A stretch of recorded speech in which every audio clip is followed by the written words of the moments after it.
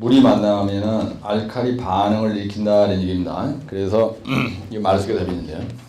이걸 갖다 영어로 이렇게 얘기해요. 알칼리, 그 다음에 실리카, 그 다음에 리액션 이렇게 얘기합니다. 이게 요 말 속에 답이에요. 용어는 항상 말 속에 답이 있습니다. 그래서 용어의 정의를 따로 올라가지 말고요. 지금 내가 용어의 정의를 얘기하는 거예요. 알칼리 골재 반응의 정의입니다. 정의. 요거 속에 답이 있는데 여러분들이 시험장에 가서 이렇게 쓰면 돼요. 알칼리 골재 반응이란 뭐냐 하면요. 반응이란 시멘트가 알칼리 성분이라고 그랬죠. 예, 시멘트 중에 알칼리와 이런 얘기야. 예? 알칼리 골재 반응의 종류는요. 알칼리 애그리게이트 리액션이라는 게 있고요. 애그리게이트 리액션이라는 게 있고 알칼리 실리카 리액션 두 가지가 있습니다. 면접에 가면 이거 물어보거든요. 종류에는 뭐가 있느냐 이렇게 물어본단 말이에요. 그게 두 가지가 있다고 얘기했는데 주로 알칼리 골재 반응 그러면 알칼리 이걸 얘기했네요. 실리카 리액션을. 그래서 시멘트 중에 알칼리와 그다음에 골재 중에 실리카 탄산염 이렇게 얘기해요. 실리카 탄산염이 우리가 화학 반응을 일으키려면 반드시 이걸 우리가 반응이라고 하거든요. 반응. 이게 액션이란 말은 무슨 말이냐면요. 움직인다는 뜻입니다. 근데 리액션이란 말은 내가 이렇게 때리면요. 반응 오는 걸 우리가 리액션이라 해. 이거 응전이라 하거든요. 응전. 그래서 아까 우리가 시멘트의 수화 얘기할 때도요. 시멘트의 수화 얘기할 때도 CaCO3에다가 물이 들어가면은 뭐가 된다 했어요? 예, 탄산칼슘인데도 CaOH2가 된다 그랬죠? 수산화칼슘이 된다 그랬잖아. 근데 만약에 물을 안 들어봐요. 그럼 이놈이 가만히 있는 겁니다. 그죠? 근데 물을 들어보면 모든 게 움직이죠. 그죠? 녹든지 하여튼 반응을 일으킨다고. 그래서 이 리액션이라는 말이 들어가면 여기 물이 없더라도 여기다가 탄산염이 물과 이렇게 쓰는 거예요. 이 리액션이라는 말이 물이 들어가야 반응을 일으킨다는 얘기입니다. 화학 반응을 일으켜서 이런 얘기예요. 물과 화학 반응을 일으켜서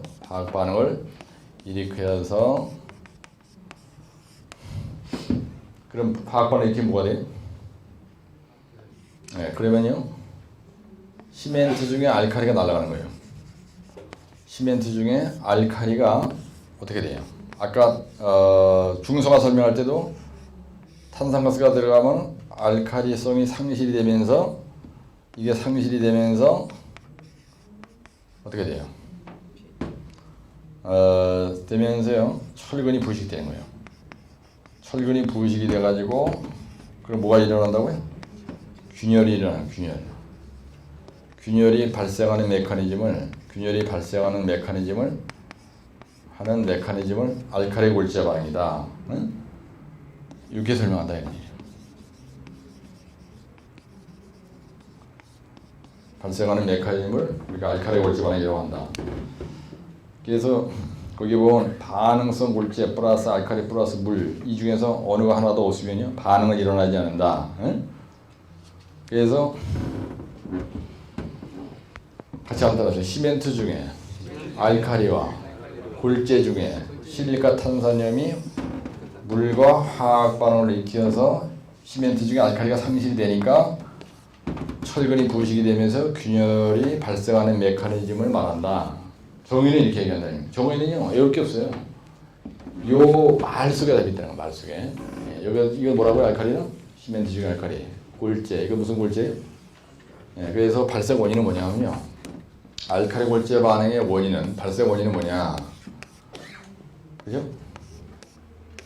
반응성 골재를 썼을 때 일어나는 겁니다. 반응성 골재를 안 쓰면 안 돼요. 아까 중성화는 뭐 때문에 일어난다고 했어요? 탄산가스가 없으면 중성화 안 일어나잖아. 그렇죠? 아까 중성화는 탄산가스에 의해서 시멘트 중에 알칼리가 날아가는 거고 요거는 알칼리 반응성 골재를 썼을 때인 거예요. 이게 뭐냐면 안유 4차 점화입니다. 안유 4차 점화연이에요. 이거를 놓았기 때문에 일어나는 겁니다. 안유 4차 점화연. 그래서 그죠?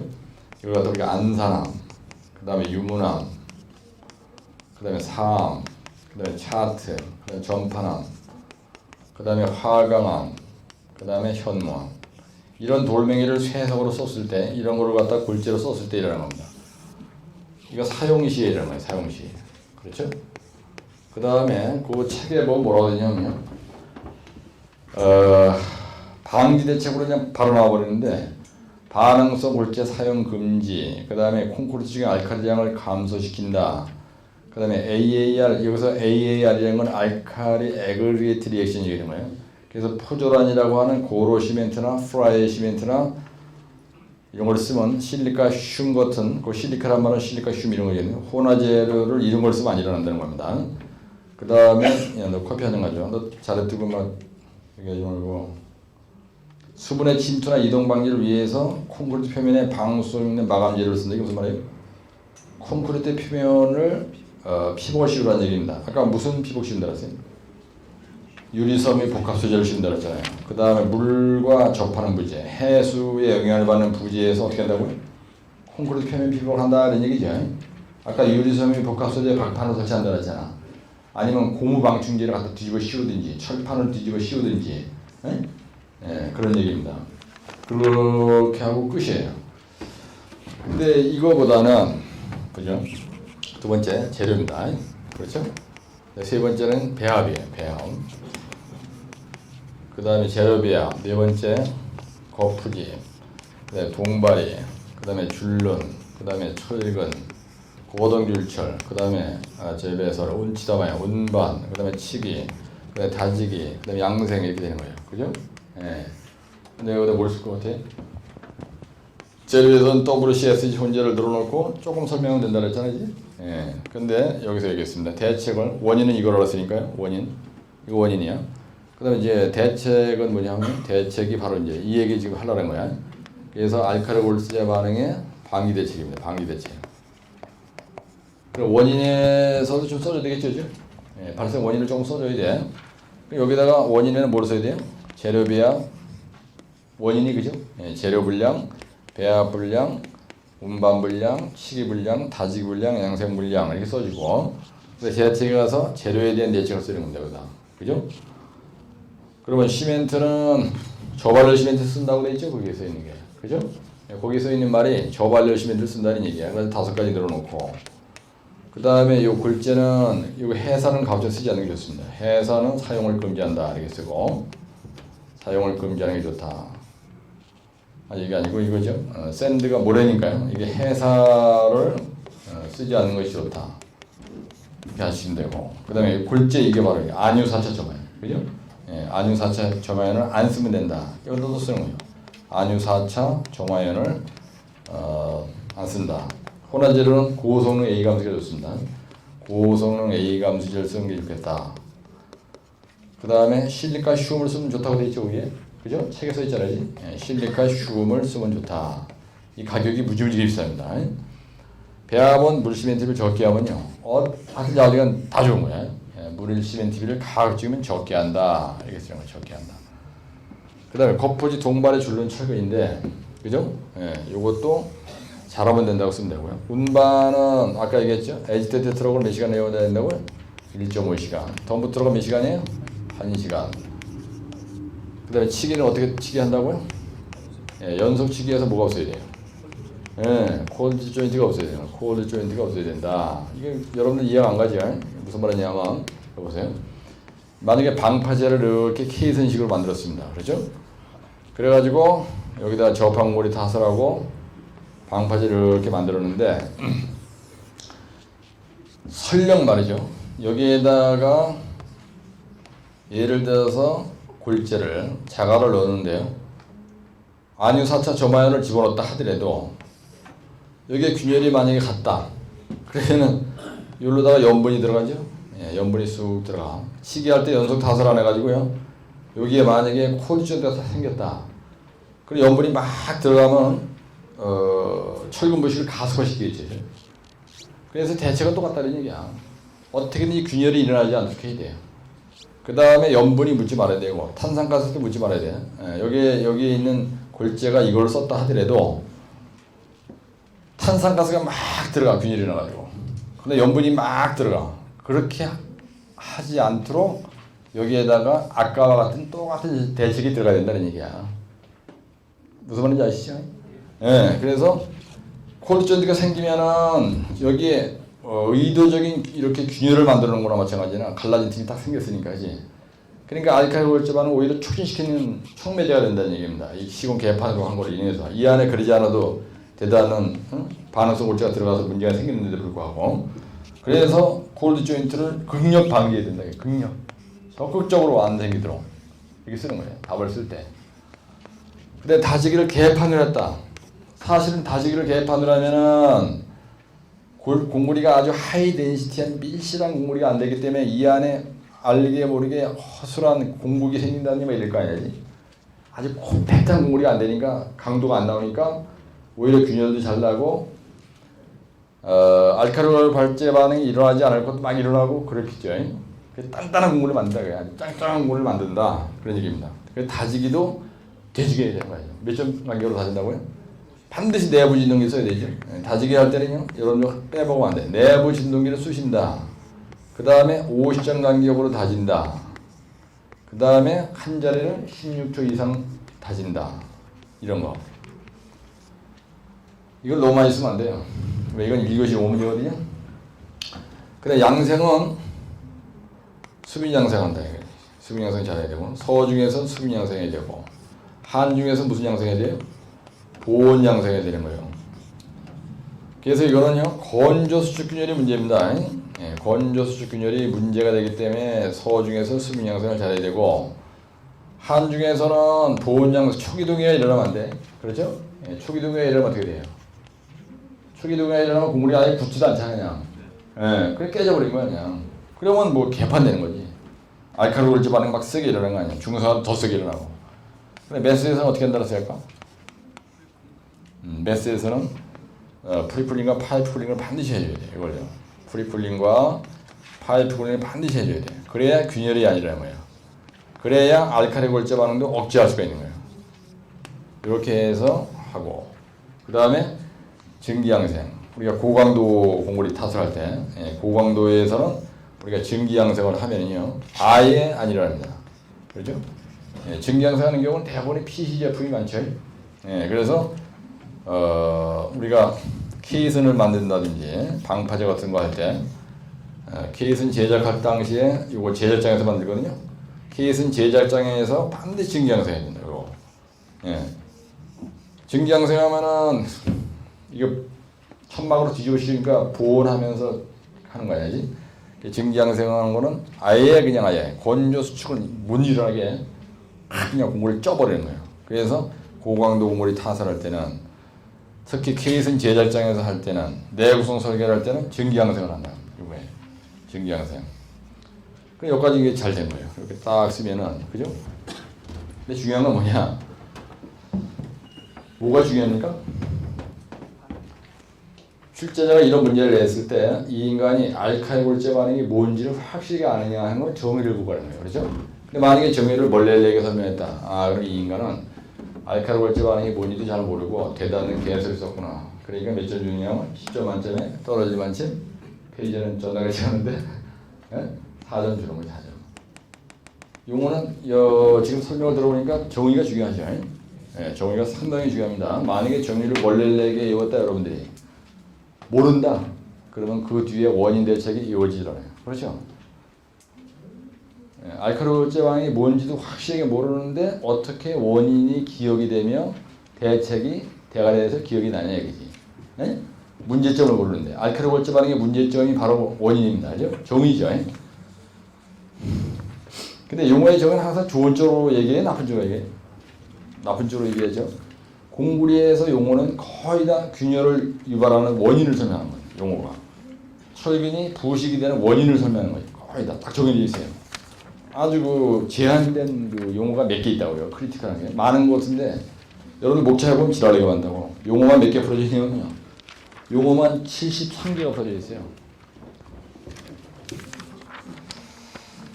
그래서 83쪽에 있는 이 교재를 보고, 근데 알칼리 골제 반응의 문제점이 뭐냐면요. 대점 이번에 알칼리 골제 반응에 의한 손상이라는 말이 있습니다. 이거 뭐냐면 알칼리 골재 반응에 의한 손상, 무슨 말이냐? 문제점이다라는 얘기야. 알칼리 골재 반응의 조금 이따죠. 알칼리 골재 반응의 증상, 알칼리 골재 반응의 문제점입니다. 이 대정 2번이. 그렇죠? 그래서 여러분들 결론 얘기할 때 여기 있는 결론 얘기하는데 결론 얘기해야 될 거 아니죠? 알칼리 실리카 리액션 또는 알칼리 애그리게이트 리액션의 문제점이 뭐냐면요. 문제점은 첫째, 균열을 유발합니다. 균열을 발생시킨다 이렇게 쓰는 거예요. 쉽게 그냥. 근데 두 번째는 뭐냐면요. 우리가 맵 크래킹이 있어요. 반응성 골재를 쓰면은 이걸 갖다 우리가 거북등 균열이라고 하거든요. 거북등 균열. 거북이 등에 균열 생긴다. 특히 묵은 스라브에서 해요. 스라브에서. 우리가 콘크리트 포장. 이 콘크리트 스라브거든요. 그래서 이렇게 콘크리트 스라브 3.6개로다가 중부고속도로를 만약에 공구를 500km를 타설했다 이겁니다. 여기 들어가는 골재가요. 이렇게 쓰는 거예요. 반응성 골재입니다. 그래서 알칼리 반응성 골재를 크게 쓰는 거예요. 그러고 나서 여기다가 자갈을 이렇게 넣어주고 새까맣게 이렇게 칠하고 여기다가 거북이 등 균열이라는 건 뭐냐면 지도처럼 이런 식으로 크랙이 쫙쫙 가는 걸 갖다가 거북등 균열이라고 해요. 근데 이 그림을 갖다가 기둥을 그려놓고 이렇게 해놓고 여기다 기둥이라고 여기다가 맥크래킹 이런 미친놈이야. 기둥에서는요 여기에 있는 균열은 전혀 문제가 안 됩니다. 그래서 콘크리트 포장에서 거북등 균열이 문제야. 근데 지난번에 이게 용어에 시험 문제 나왔어요. 맥크래킹이. 맥크래킹의 발생 원인이 뭐예요? 맥크래킹의 발생 원인이 뭐예요? 이게 만약에 시험 문제 났다 이거야. 그러면 정의가 뭐예요? 맥크래킹이란 지도 모양의 균열이 발생한 것을 얘기한다. 정의잖아. 그죠? 원인은 알칼리 반응성 골재를 썼을 때 발생한 대자문 2번. 이게 원인 뭐예요? 대자문 2번 원인이 뭐예요? 알칼리 반응성 골재를 사용할 때 발생한다. 그래가지고 아니요 4차 점에 대자문 3번. 그럼 맥크래킹 발생 방해 대책은 뭐예요? 이게 답이죠. 생각해보세요. 알칼리 반응, 그러니까 알칼리 골재 반응이 생겼을 때 일어나는 증상이 이거라고 그랬어요. 이거라고 그랬습니다. 그럼 여러분들이 만약에 시험 얘기하는데 맥크래킹이 용어에 난단 말이야. 그럼 답이 뭐냐? 아, 이 교수님이 별도로 안 해서 난 저도 못 썼다. 그렇게 하면 죽을 때까지 해도 안 된다는 얘기입니다. 거북등 균열에 대한 답이 바로 알칼리 골재 반응에 대한 답이에요. 그렇죠? 이거의 정의는 말 속에 있습니다. 지도 모양으로 발생한 균열을 맥크래킹이라고 하고 그 원인은 안유사자 조명을 썼을 때 발생한다. 대제문 2번. 발생 원인. 반응성 골재 사용 시 있죠. 대책은 쫙 쓰고 이 그림 크게 0.5페이지 그리고 요 거북등 균열 그림을 크게 그리는 거예요. 네? 그럼 대만에 해결하면 돼요. 근데 이걸 갖다 별대로 올라가면 안 돼. 이거 아주 중요한 거예요. 거북등 균열. 응? 팝아웃. 팝아웃의 원인이 뭐죠?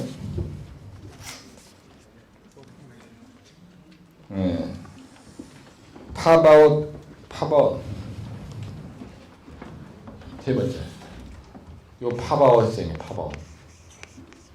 이거 뭐냐면요. 수라브에 이 박혀있는 골재가 튀어나와. 팝콘 튀길 때 팍 튀잖아요. 옛날에 시골에서 뻥튀기 아저씨거든요. 우리 아버지 어머니가 이제 들판에가 있어. 겨울에 없어 집에 나무라고 아버지는. 그럼 내가 어떻게 했냐면 쌀을 살짝 한 대박 갖다가 뻥튀기 하는 아저씨한테 갖다 줘. 그러니 우리 아버지 오기 전에 빨리 튀겨. 그럼 다른 거 다 드시고 그러고 그냥 빵 튀겨가지고 그냥 공방에 들어가서 계속 먹다가 아버지한테 들키고 쌀 훔쳐가지고 참 그때가 좋았어요. 지금은 처먹을 게 너무 흔해서 사람 환장하는 겁니다. 아주. 요즘엔 재수가 없어요. 내가 국민학교 다닐 때가 진짜 행복했어요. 지금 생각해보면. 도시락 싸가지고 책 보따리에 싸가지고 가다가 막 뛰가다 보면 그냥 똥방 내에 붙어있는 책이 책 버리기에 다 흘러져가지고 그냥 한참 가다 보면 책이 한 권도 없는 그리고 다시 가서 주워가지고 가방도 없으니까. 이 팝아웃이란 말은 무슨 말이냐면요. 골재가 튀어나오는 현상이에요. 아웃이란 말은 밖으로 나온다는 얘기고 팝이란 말은 팍 튄다, 튀기다라는 뜻인데 여러분들 그 양재학원 홈페이지에 들어가면요. 홈페이지 딱 들어가자마자 메인 화면 말고 위에 동영상 강의 개강한다. 뭐 대단한 그 이상한 소리 써있는 게 있어요. 사태를 조그맣게 그냥 보여주고 싶은 거 팍 띄우는 거. 그걸 우리가 팝아웃이라 해. 두각을 나타나기 위해서 튀어나오는 놈. 튀는 놈은 작두로다 뭐가 있잖아요. 그죠? 조직에서 너무 튀는 건 좋지 않습니다. 같이 따라 팝아웃. 예, 팝아웃이 뭐라고 해? 정의가? 골재알이 튀어나오는 현상이에요. 튀어나오는 현상을 뭐라고 한다고요? 팝아웃이라고 한다 이거야. 그래서 알칼리 골재 반응이 일어나면 알칼리 애그리게이트 리액션, 알칼리 실리카 리액션이 일어나면은 팝아웃 현상이 발생한다. 그렇겠죠? 네? 반응성 골재를 여기다 놓았으니까 이게 동결융의 반복에 의해서 사실은 동결융의 반복에 의해서 얼었다 녹았다 하면서 이 반응성 골재가 밖으로 튀어나오는 거거든요. 네? 그래서 팝아웃의 원인은 동결융의 반복이에요. 근데 알칼리 골재 반응성, 알칼리 반응성 골재가 더 잘 튀어나온다는 얘기입니다. 왜 그래? 이렇게 스라브가 있는데요. 이게 30점밖에 안 되는 겁니다. 중부고속도로가. 근데 여기 이렇게 반응성 골재가 들어가 있는 거예요. 그럼 이게 얼어돼지기 전에 벌써 이름은 그죠? 알칼리 반응을 일으켜가지고 요 자갈 옆에 붙어있는 알칼리 성분이 싹 다 날아가는 거예요, 거의. 날아갔다는 얘기는 뭐냐면 슬슬 여기가 부식이 되면서 푹푹푹푹해지는데 영하 4도 이하로 내려가면서 여기에 크랙이 샥 가면서 안 튀어나올 놈이 한강에 있는 자갈을 썼으면 그런 일이 오는데 그러지 않아도 튀어나올 준비하고 있는데 동결융계가 반복되면 더 잘 튀어나오겠지. 팝아웃이. 이해가 됩니까? 그럼 팝아웃에 대한 답 여러분들 쓰라라면 쓸 수 있겠죠? 팝아웃의 정의가 뭐예요? 팝아웃이란 그죠? 바로 팝아웃이란다. 팝아웃이란 스라브 속에 박혀있는 골재알이 밖으로 튀어나오는 현상을 팝아웃 현상이라고 한다. 대점 2번. 팝아웃 현상의 원인이 뭐예요? 첫째, 반응성 골재를 썼을 때. 두 번째, 동결융의 반복에 의해서. 대정 3번. 대책은 뭐예요? 대책은? 반응성 골재 안 쓰면 된다는 데고, 그 다음에 동결융의 반복에 의해서 문제가 생기지 않도록 한다고 쓰면 되고, 그 다음에 동결융의 반복에 의해서 문제가 안 되는 게 재배솔 리타명이죠. 그치? 여기에 콘크리트 표면 비용 얘기를 지금 안 하는데요. 어디 갔어? 요거 치기 할 때. 이 콘크리트 표면 피복은 반드시 해야 돼요. 그죠? 예, 콘크리트 표면 피복을 뭘로 해야 되는 거예요? 예, 표면 피복을. 그래서 이거는 유리섬유 복합 소재. 유리섬유를 갖다 뒤집어 씌우면은 탄산가스나 이런 게 묻어도 문제가 안 돼. 유리섬유 복합 소재 박판을 설치한다. 복합 소재 박판을 설치한다. 그러면 맥크래킹도 안 일어나고 팝아웃 현상도 발생할 수가 있고 다 좋은 거예요. 그죠? 예. 그래서 팝아웃 현상이라는 거는 따라서 균열, 크게 균열, 맥크래킹, 팝아웃 이런 걸 뭐라 그러냐면요. 이런 걸 뭐라 그래요? 표면 결함이라고 합니다, 여러분들. 예? 이건 갖다 표면 결함이라고 해요. 그래서 표면 결함을 영어로 뭐라 하냐면 surface defect라고 해요. surface defect라고 하는데 우리가 시공을 하고 나면은요, 시공을 다 했습니다. 그러면 사우디에서 백태리들이 뭘 써내라고 하냐면 deficiency report를 써내라고 해요. 이게 뭐냐면 결함 보고서를 내라 이겁니다. 네가 현장 한번 다 돌아보고 현장소장 네가 다 돌아보고 시공하는 부분에 대해서 예비중공검사할 때 deficiency report를 내라고 해요. 이 디펙트의 명사거든요, 이게. 그래서 네가 시공한 부분에 대해서 깔로 딱 봤는데 결함이라고 생각하는 리스트 다 만들어가지고 이 리스트를 레포트를 만들어서 책으로 딱 제본해서 제출을 하라고 합니다. 그럼 프레미너리 예비 파이널 인스펙션 할 때 이걸 내라 해요. 그래가지고 파이널 중공검사 파이널 인스펙션 하는 그 20일 동안에 감독관이 와서 일일이 지적을 다 합니다. 근데 먼저 내라래. 감독관이 따라다니면서 이걸 만드는 게 아니고 시공회사한테 먼저 이걸 내라래요. 그래서 일일이 점검을 다 하는 겁니다. 그래서 AB 중공검사 할 때 이걸 다 해가지고 파이널 중공검사 하기 전에 결함 부분, 즉 표면 결함 생겨요. 균열, 맥크래킹, 팝아웃 뭐 이런 것들, 그죠? 백태, 뭐 초기 균열 이런 거 다 표면 결함. 근데 현장인데 어떤 또만이가 아저씨가 동영상에서 나오는데 이런 거친 얘기 쓰면 안 되거든요. 큰일 났어요. 따라서 균열, 맥크래킹, 팝아웃 요게 표면결함이에요. 그럼 표면결함의 종류를 나열하고 원인과 대책을 쓰시오. 그럼 이거 나열하면 되겠죠. 네? 그럼 막말로 여러분들 표면결함은요. 요거 세 개만 가지고 이런 식으로 결판내도 되는 거 아니에요? 따라서 표면결함의 대책이 뭐예요? 바로 재배설, 분치다방이라고. 예? 맞아요. 네, 정확히 맞습니다. 그래서 하여튼 자우지간 중요한 건 뭐냐면 정의와 원인. 이건 확실히 암기하면 되는 거예요.